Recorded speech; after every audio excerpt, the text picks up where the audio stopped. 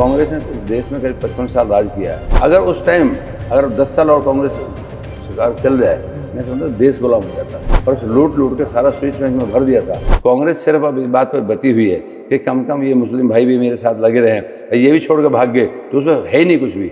नमस्कार दोस्तों, भारत रफ्तार की चुनावी यात्रा में आप सभी का स्वागत है। हमने सभी लोकसभा की तस्वीरें आपको दिखाई और लोकसभा उम्मीदवारों से बातचीत भी करवाई, उनसे बताया कि उनका विजन क्या है, उनका मिशन क्या है, व्हाट दे विल डू। हमने सब चीज़ें बताई। इस वक्त हम अंतिम लोकसभा जो हमने कवर नहीं की थी उसमें पहुंच चुके हैं। लोगों से भी आप बातचीत की। इस वक्त हमारे साथ सुखबीर जौनपुरिया हैं, जो कि भारतीय जनता पार्टी ने तीसरी बार उन पर विश्वास जताया है। उनसे खास बातचीत करते हैं। सुखबीर जी, बहुत बहुत शुभकामनाएं, आपको तीसरी बार भारतीय जनता पार्टी ने टिकट दी, लेकिन जीत को लेकर कितने आश्वस्त हैं? देखिए, मैं समझता हूँ जिस हिसाब से माननीय प्रधानमंत्री की योजनाएं हर घर तक पहुँची हैं और आज कोई परिवार ऐसा नहीं बचता जिसमें योजना ना जारी हो, उसके प्रति लोगों में एक बहुत बड़ी वो क्रेज है कि माननीय प्रधानमंत्री को सब चाहते हैं कि मेरा प्रधानमंत्री मेरे लिए काम करता है। तो उस नाते आम आदमी भी इस बात को चाहता है कि मैं नरेंद्र मोदी को वोट दूँ। सर, कांग्रेस लगातार ये प्रयास कर रही है, वो कह रही है संविधान खतरे में है। कांग्रेस कह रही है कि आरक्षण खत्म कर दिया जाएगा। कांग्रेस के नेता मंचों से भाषण दे रहे हैं। इस पर आपका क्या कहना है? देखिए, उनके पास कुछ ज़मीन बची नहीं है। जब सी बात है, जब आदमी की ज़मीन खिसकती जाती है तो अनर्गल बातें करनी होती है। माननीय प्रधानमंत्री ने साफ शब्द में कह दिया कि किसी आरक्षण के साथ कोई छेड़छाड़ नहीं की जाएगी और साफ क्लियर कर दिया। उसके बाद भी उनके पास कुछ है नहीं और वो एक दो समाजों को इस बात में गुमराह कर रहे हैं ताकि वो समाज उसमें घूमते रहें। उसके अलावा कोई भी नहीं है। आज की डेट में ये कांग्रेस का कहीं भी खाता खोलने को तैयार नहीं है। तो मेरे ख्याल नॉर्थ के सारे स्टेटों में कहीं भी नहीं टिकाव हो रहा, तो उस चक्कर में उनको कहीं वो नहीं है। आज यूपी बिल्कुल साफ़ हो गया। यूपी जहाँ परमानेंट सीट करे बैठे थे, वहाँ से माँ बेटा भी भाग गए। उसको बात कर रहे थे प्रियंका जी आएंगी, वो भी नहीं टिक पाई। तो सबसे बड़ी बात है, लास्ट केरल में एक जगह मिली है, वायनाड। हो सकता है वायनाड से ना जीते, तो उस चक्कर में उनके पास कोई अस्तित्व बचा नहीं है। जिस हिसाब से कांग्रेस ने इस देश में करीब 55 साल राज किया है, मैं समझता हूँ अगर 2004 से 2013 तक गवर्नमेंट ने काम किया था, अगर उस टाइम 10 साल और कांग्रेस सरकार चल जाए, मैं समझता हूँ देश गुलाम हो जाता। ये हालत है। दोनों हाथों से जिस हिसाब से देश को लूटा था और उस लूट के सारा स्विस बैंक में भर दिया था, इससे बड़ा बुरा और क्या हो सकता है। उस आदमी को ये परवाह नहीं थी कि देश के प्रति उनकी हमदर्दी हो। उनको ये थी कि जो भी इंडिविजुअल लूटा जाए लूट लो। आज हम ये कह सकते हैं कि देश के प्रधानमंत्री जिस हिसाब से काम किया, आज 5 बड़ी अर्थव्यवस्था में देश का खड़ा हो जाना और पूरे विश्व में भारत का बहुत अच्छे उस पर पहुँच जाना, वो सब सिद्ध होता है।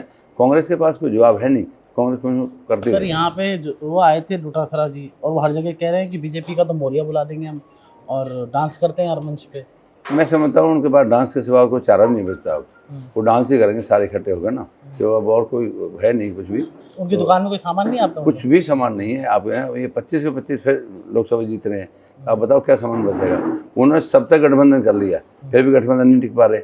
और जिस हिसाब से उन्होंने अलायंस किया था, सारे अलायंस भाग गए, हर प्रदेश में भाग गए। तो आप बताओ टिक कहाँ रहे हैं, ये पता लगा भाई यहाँ टिकता है। सर, आपका एक बयान बड़ा चर्चाओं में रहा, आपने सीधी चुनौती दे दी, जान से मार दी। क्या संदर्भ क्या था आपका? देखिए, मैंने जान से मारने की बात नहीं की थी। मैंने ये कहा था कि जिस हिसाब से उन्होंने मेरे पर आरोप लगाए थे कि ये आदमी हिस्ट्री सीटर है, 3 प्रदेशों की पुलिस भाग रही इनके पीछे, मैंने उनसे कहा था आप डीजी से रिटायर हुए हो और जो पुलिस प्रशासन के कानून को नहीं जानता हो तो उस बात को क्या कहेंगे।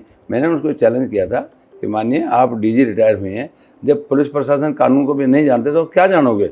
तो इसका मतलब ये हुआ कि आपने खाकी ड्रेस के साथ धोखा किया या इस राजस्थान की जनता के साथ धोखा किया है, जब आप इस तरह में नहीं जानते थे। उस बात में मैंने कहा था। डीजी से वो रिटायर्ड हुए हैं, आप कह रहे हो वो कानून, आपने आरोप लगाया वो कानून नहीं जानता। वो आप पे लगातार आरोप लगा रहे हैं कि सुखबीर जौनपुरिया 10 साल रहे, उन्होंने कुछ काम नहीं किया, एंटी इनकम्बेंसी फैक्टर उनके खिलाफ है और मेरे पक्ष में हैं सब लोग। ऐसा तमाम बयान मैं देख रहा हूँ उनको दे रहे हैं। देखिए, जिस हिसाब से उन्होंने कहा था कि आज तक ये लोकसभा में नहीं बोले, मैं आपको माध्यम कहना चाहता हूँ कि उस देवली नियार से जहाँ से वो विधायक है, आज की डेट में 2015-16 के अंदर में मैं खुद यहाँ आया था। उसके बाद में लोकसभा में मैंने मुद्दा उठाया और उसके बाद में 400 करोड़ रुपए मुआवजा उसकी खुद की, जहाँ वो एमएलए है उसकी जनता को मिला हुआ है। और अभी जब मान्यवर खुद एमएलए थे, उसके बाद भी जब बीमा का पैसा नहीं मिल रहा था, मैंने कभी जाकर उनियारा में ज्ञापन दे के आया था दोपहर के 12 बजे, और तब 55 करोड़ रुपए दिलवाया था, और वो भी उसी जनता को ज़्यादा मिला। तो मैं ये कहना चाहता हूँ जिस हिसाब से वो 5 साल मेरे साथ दौसा में सांसद रहे हैं, उसके बाद को टर्म को देखें और उसके बाद आज देखें मैं समझता हूँ सिवा और कोई काम नहीं है। तो मैंने एक एक चीज़ का जवाब दे दिया था। सर आपको लगता है कि कांग्रेस जातिवाद को चुनाव को मूव कर रही है जातिवाद पे? बिकॉज कांग्रेस के लीडर्स भी कह रहे हैं और एक नैरेटिव बनाया जा रहा है, गुर्जर बीजेपी के खिलाफ, राजपूत बीजेपी के खिलाफ, मीणा बीजेपी के खिलाफ। तो ये कास्टिज्म का जो नैरेटिव है, डू यू थिंक सो कि ये कहीं से बनाया जा रहा है समाज को तोड़ने के लिए? देखिए, मैं समझता हूँ जिस हिसाब से अभी विधानसभा में उनको जवाब दिया था, विधानसभा में आप सबके साथ में पूर्ण बहुमत से गवर्नमेंट बनी है, आप सबके सामने है, उस टाइम भी उनको जवाब मिला। अभी लोकसभा है, लोकसभा खुद ही एक्सेप्ट कर रहे हैं। आज तक वो ये नहीं कह रहे कि भाई गवर्नमेंट नहीं बन रही या हम जीत रहे हैं या उनके पास कोई सवाल ही नहीं है। वो कहीं कहीं इधर उधर घुमा के वही कर रहे हैं कि कम से कम ये मुसलमान हमारे साथ लगे रहें, हमारी बिना जाति हमारे साथ। वो जातिवाद पे आगे, ना कि कोई विकास पे या किसी प्रदेश के काम के बारे में आए। तो आज ये मान के चलो जिस हिसाब से देश के प्रधानमंत्री ने काम किए हैं, उस काम को आम गरीब आदमी मानता है कि मेरे लिए मेरा प्रधानमंत्री काम कर रहा है। प्रदेश में माननीय भजनलाल की सरकार बनी है, उनके नाते जो 3 महीने के अंदर में करीब 45% हमने अपने मैनिफेस्टो कंप्लीट कर दिया। तो ये सारी चीज़ें वो हैं जो धरातल पर होती दिखाई दे रही हैं। सर आप जातिवाद की बात कर रहे हैं, वो कह रहे हैं कि बीजेपी ध्रुवीकरण कर रही है। प्रधानमंत्री ने भाषण दे दिया जहाँ से डूंगरपुर बांसवाड़ा से कि भाई जो पहले ही संपत्ति का अधिकार कांग्रेस कहती है मुसलमानों का है, ये ध्रुवीकरण की राजनीति बीजेपी कर रही है। देखिए, स्वाभाविक है, कांग्रेस के पास और कोई मुद्दा ही नहीं ना। कांग्रेस सिर्फ अब इस बात पर बची हुई है कि कम कम ये मुस्लिम भाई भी मेरे साथ लगे रहें, ये भी छोड़ कर भाग गए तो उसमें है ही नहीं कुछ भी। तो इसलिए वो मुसलमान के लिए जानबूझ के कुछ कुछ वो घुमा फिरा करती रहती है कि कम कम मुस्लिम तो हमारे पार्टी के रहे, और कोई मुद्दा ही नहीं उनके पास। सर आपका इस क्षेत्र को लेकर विजन और मिशन क्या रहेगा? If you will win the election, मतलब 3rd टाइम अगर आप जीतते हैं, so several problems still now there. देखिए, मैं समझता हूँ 2014 में जब मैं आया था, 2014 से पहले यहाँ पर पीने का पानी नहीं था। सबसे पहली बात है, आज की डेट में हम ये कह सकते हैं कि हम पीएचपी तक पहले पानी लेकर आए हैं। आज हर घर को नल से जल जाने के लिए हमने 1200 करोड़ रुपये यहाँ खर्च कर रहे हैं, और 450 करोड़ रुपये हम माधोपुर में हैं। माधोपुर में पीने का पानी चंबल का दे रहे हैं और ईसरदा का दे रहे हैं। आज हम चाहते हैं पीने का पानी हमारा सुनिश्चित हो जाएगा। उसके बाद में हमारा ईसरदा है, ईसरदा जैसे माननीय प्रधानमंत्री ने पैसे दिए हैं और अब दोनों मुख्यमंत्री ने बात कर दी है, चाहे वो मध्य प्रदेश का हो हरियाणा का हो। अब हम ये कह सकते हैं अगले 2 साल 3 साल के अंदर में आज हम कह सकते हैं मेरा किसान सिंचाई को पानी मिलेगा, तो यहाँ वही ज़मीन पंजाब जैसी यहाँ धान बोएगी, यूपी जैसी ईख बोएगी और यहाँ पर गेहूँ लहलाएंगे। तो मैं समझता हूँ मेरा किसान आबाद हो जाएगा। जहाँ तक रोड कनेक्ट की बात है, मेरे सामने जब मैं आया था कभी एक भी रोड नहीं थी। उसके बाद में करीब 4200 करोड़ रुपए की सड़क बना के दोनों जिलों में हमने समर्पित की। सबसे बड़ी बात है कि यहाँ से अगर आदमी दिल्ली जाता तो 7-7 घंटे लगते थे। आज मैं कहता हूँ बॉम्बे एक्सप्रेस बढ़ा के वो माननीय प्रधानमंत्री ने बड़ा काम किया है कि जो 2.5 घंटे में, बाई एयर भी नहीं जा सकता आदमी, 2.5 घंटे में आदमी दिल्ली पहुँच जाता है। तो ये ऐसे अनेकों काम हुए हैं जिनकी वजह से आज हम आगे बढ़ते जा रहे हैं। 65 साल पुरानी मांग जो रेल की थी, मैंने बताया माननीय प्रधानमंत्री जिससे शिलान्यास करते हैं उसी का लोकार्पण भी करते हैं। आज मान के जब 65 साल से रेल का मांग चली आ रही थी, लेकिन कांग्रेस झूठ बोलती रही हमें। आज 100 करोड़ रुपये माननीय प्रधानमंत्री दिया और हमने ही मंजूर कराई है। आज दौसा गंगापुर की लाइन है, 35 साल पुरानी थी, आज 1000 करोड़ रुपये खर्च कर गए। मैं उस ट्रेन में बैठ कर जाकर गंगापुर तो लेके गया।